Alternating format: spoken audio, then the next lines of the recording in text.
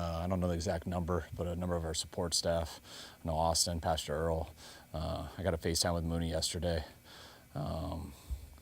Lynch got to be at the service. I talked to him earlier today after it ended. I was very appreciative of everyone's support throughout all this.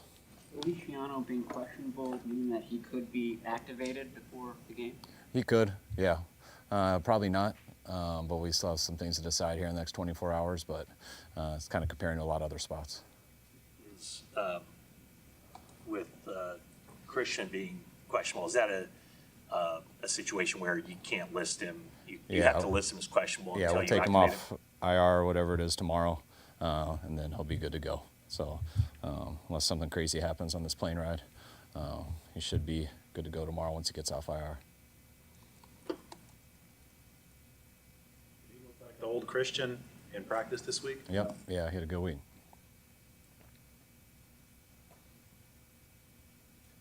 This Tampa defense stacks the box against the running backs quite a bit, and you guys have faced a lot of stacked boxes this year, but you've had a lot of success against it. Why would you say that is the case? I mean, I think the stacked boxes are, there's not as much space, but sometimes you get the most yards versus teams who stack the box. When you stack the box, one person gets out of a gap and there's only one guy left, and that guy's 20 yards away, and there's two corners on the outside with receivers to block. So a stacked box sometimes gives up the most yards. And sometimes when people stay in a two shell, yeah, there's a little more space and stuff, but once you get to that 6-yard area, there's two safeties swarming in together. There's two clouds condensing everything, so there's more space to begin, but it ends. So it's tough sledding versus an 8-man box. This team causes so many negative runs, and that's why they get you in a lot of 2nd and 12s. And when you're in that position, they can make you one-dimensional and scare you out of the run, which is why it's always been tough versus Todd's stuff. He's going to try to stop the run and pick and choose when to do it, but it's always a challenge versus these guys. See this week from Deshaun Gibson. Would he be in the mix potentially to be elevated tomorrow? Yeah, he is in the mix, especially with Mustafa being questionable. You got a week in practice at Jacksonville. He's done awesome this week in his 3 days, and we'll discuss that with him over these next 24 hours. It's nicer being on the East Coast. We get till 4 o'clock instead of 1. But those are all things that he looks good enough to do it.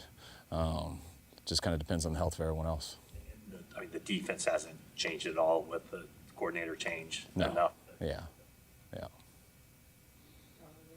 Sam Oklahoma was here at the end of last year, but I don't know, did you know much about him, and do you have any real expectations for him to contribute, like, say, in training camp? Yeah, we did in training camp.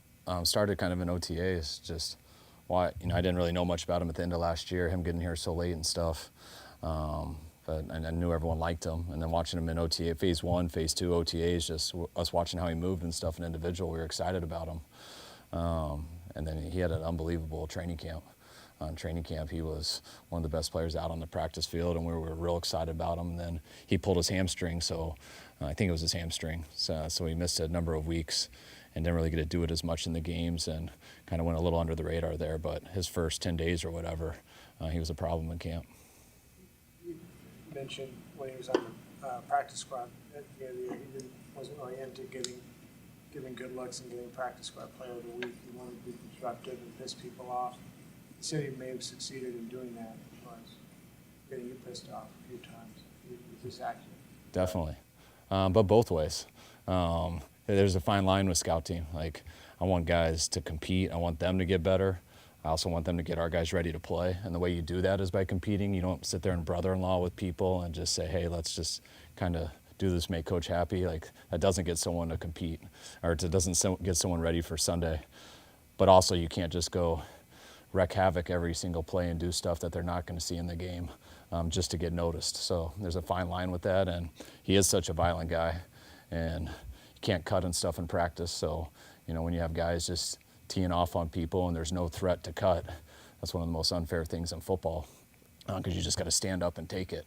That's why I always believe in cutting, not so because you do it, because if people know that you can cut someone, then they can't just go reckless kamikaze right at you and just run you over. And he knows we can't do that in practice, so he did that a couple too many times to our backs and stuff, and that's when I got bothered by him. But I also got pumped up because half the time people were complaining about him, I I got on the guys complaining about him because if they wanted to do something, block them. So there's a fine line in both, but he was a stud on practice squad. He just kind of had to learn how to totally do it. Did Moody make about the progress you expected from when he had his sprained ankle?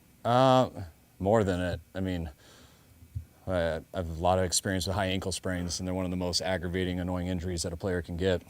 I didn't have any experience with a kicker getting it, especially on his kicking foot, so I just assumed that would be IR and stuff, and especially on his kicking foot, but I was kind of surprised. He said it would be worse on his plant foot, just me not understanding truly how to kick. So I was surprised he came back by now, but he's looked great this week, and it's been awesome to have him back, and should be good to go here on Sunday. Been able to see much from Khalil Davis, the new guy, and how important is it to just have a large rotation of defensive linemen with that heat? It is important, definitely. With the heat especially, I think it's always important, just the style that we play. We like 8 guys up. We'd always like to get 9 guys up. You just can't always. And we've had guys banged up this year, starting with Hargrave, losing for the year, not having Kevin this week. Kalia coming back late. It's going to really be tough with Khalil Davis and Kalia Davis for me.